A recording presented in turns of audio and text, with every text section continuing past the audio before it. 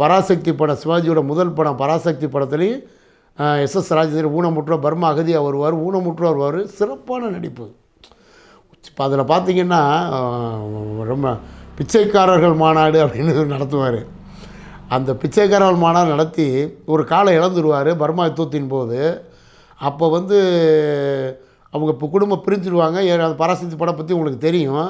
அவர் சேர்கிற சீன் பார்த்திங்கன்னா ரொம்ப சூப்பராக இருக்கும்.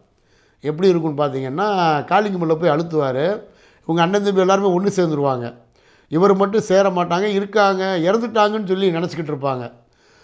குண்டடிப்பட்டில் இறந்துட்டாங்கன்னு சொல்லி மூத்த அண்ணனுக்கு தெரியும், ஸ்ரீ சகஸ்வரநாமத்துக்கு. அப்போ காளிங்கமல்ல போய் அழுத்துவார். அழுத்தும்போது எல்லாம் சந்தோஷமாக குடும்பத்தில் பேசிக்கிட்டு இருப்பாங்க.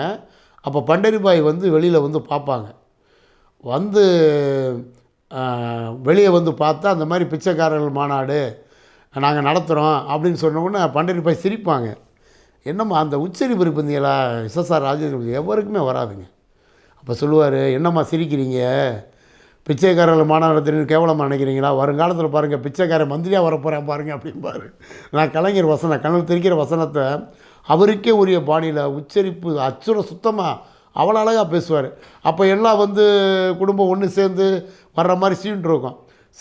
அதில் கிளைமேக்ஸ் காட்சி உங்களுக்கு தெரியும். பெரியாரை காமிப்பாங்க, அண்ணாவை காமிப்பாங்க, ராஜாஜியை காமிப்பாங்க, கலைஞரை காமிப்பாங்க. இவங்களாம் நின்று வரவேற்கிற மாதிரி. அப்போ உள்ள காலகட்டத்திலிருந்தே சிவாஜி கணேசனும் எஸ்.எஸ்.ஆரும் திராவிட முன்னேற்ற கழகத்தில் 2 கண் மாதிரி செயல்பட்டாங்க.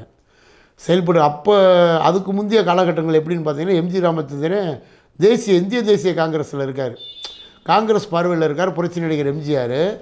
பட் அவர் 52 53 காலகட்டத்தில் தீவிரமாக உள்ள திமுகவுக்கு வந்து 1949 திமுக ஆரம்பித்து உள்ளே வர்றாரு. இவர் வெளியே போக வேண்டிய சூழ்நிலை வருது சிவாஜி கணேசன். அப்புறம் எம்ஜிஆர் எஸ்.எஸ்.ஆர். சேர்ந்து அந்த இயக்கத்தில் திராவிட இயக்கத்தில் பெரும்பாலும் இது பண்ணுறாங்க. சரி, இப்போ நம்ம கதாநாயகன், நம்ம நிகழ்ச்சியோட கதாநாயகன் எஸ்.எஸ்.ஆர். இதுக்கு வருவான். அவர் முதல் படம் பராசக்தி. 2வது படம் பார்த்திங்கன்னா பணம். அது யார் எடுத்தார்னு பார்த்தீங்கன்னா என்.எஸ். கிருஷ்ணன். விளம்பரம் தேடா வள்ளல், உண்மையான ஒரிஜினலான வள்ளல் என்.எஸ். கிருஷ்ணன் எடுத்த பணம் படம். அந்த 2வது படத்துலேயும் வர்றார் அவர். அந்த 2வது படத்துலேயும் சிவாஜியோட 2வது படம், அதுலேயே பத்மினி வந்து ஜோடி செய்கிறது, அதில் வர்றாரு. 2வது படத்தில் வர்றாரு. அதுக்கு பார்த்திங்கன்னா ஒரு நாடக காலகட்டங்கள் உங்களுக்கே தெரியும். எம்ஜிஆரும் சரி, சிவாஜியும் சரி, எஸ்.எஸ்.ஆரும் சரி, அவங்க வந்து படாத கஷ்டங்கள் கிடையாது, அடையாத துயரங்கள் கிடையாது. அவ்வளோ பாடுபட்டு கஷ்டப்பட்டு நாடகத்தை நடித்து சினிமாவுக்கு வர்றாங்க. 3 பேருமே தனக்குன்னு ஒரு இடத்த பிடிக்கிறாங்க.